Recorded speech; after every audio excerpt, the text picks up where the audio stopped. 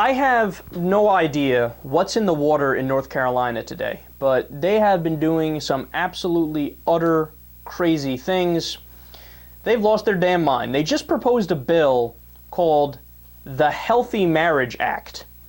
And they already, in that state, have a 1-year waiting period before you get a divorce. So even after all is finalized and said and done, you have to wait a year before it's official that you've gotten divorced, right?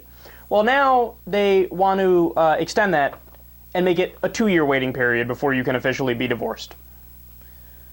Let me quote you from the law. Quote, during the 2-year waiting period, the husband and wife have each completed courses on 1, improving communication skills, and 2, conflict resolution. Courses required by this subdivision do not have to be completed together as a couple. Oh, are they not fair, right? So not only do they say, we want to pass a law that says you have a 2-year waiting period, we also want to mandate you go to classes about communication skills and conflict resolution because we, the state, want to stop you from getting divorced. Now, notice the tremendous irony.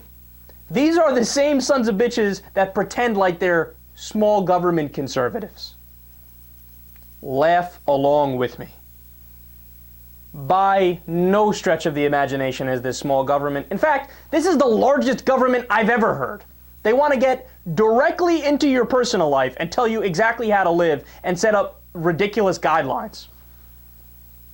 No, man, it's absolutely amazing. So, of course, Republicans are in favor of small government unless it comes down to your naughty parts or your private life or who you're attracted to or social contracts or anything like that. Then they want the largest government ever. They want a tyrannical government. And wait till I get to the next bill, too, because, in fact, we'll do that right now, matter of fact, because it ties in so perfectly. Another bill proposed by State Senator Bill Cook in North Carolina. This one says that if a student registers to vote at their college address rather than their parents' out-of-state address, the parent would lose the right to claim the student as a dependent. That deduction is the only thing that helps a lot of parents afford college for their kids, so the end result of the bill is to encourage the parents of out-of-state students who are already paying much higher tuition fees to discourage their child from voting in the state of their campus. And the other options would be to opt out of voting, vote by absentee ballot from their parent state, or go ahead and vote in the campus state, causing a huge tax increase for your parents. So why are they even doing this? Why are they proposing a bill that suppresses the college vote, essentially?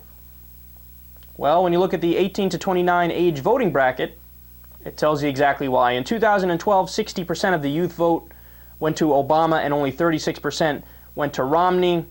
Now, the reason why they are going in this direction is because the state legislature in North Carolina is veto-proof, and it is an overwhelming majority Republican. It's Republican through and through, all the way down the line. So now they feel like they are immune and they can pass whatever ridiculous bills they want. Hence the bills that say 2-year waiting period to get divorced, and now this bill that says we don't want you to vote if you're young. Can they be more brazen? Can they be more brazen?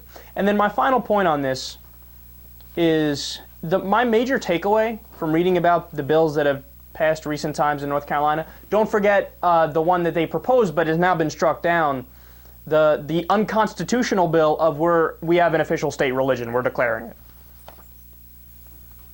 I realize what it is, what's going on with these Republicans in North Carolina. They are at the mental advanced level of children. They're children. No, seriously, think about it. I don't want mommy and daddy to get divorced, so we're going to make a 2-year waiting period. Who would do that? A child would do that. No, I need the world to work out exactly as I want it, so we can't allow you to divorce, yada, yada. No, sometimes shit happens in the world, and people need to be able to live their lives. But the state of North Carolina is acting like a child. No, we don't want you to get divorced.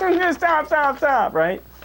And then they say, well, kids or 18 to 29-year-olds don't vote for Republicans. We are Republicans, therefore, let's suppress them from voting.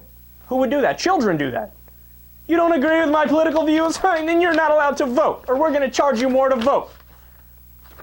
You don't agree with my religion? That's all right. We're just going to make it the state religion. Children. They're children. And they're idiots. And they don't merit any respect. And they're know-nothings. And how much time you guys got? Because I could go on for a very long time talking about how inept and ridiculous the Republican Party is.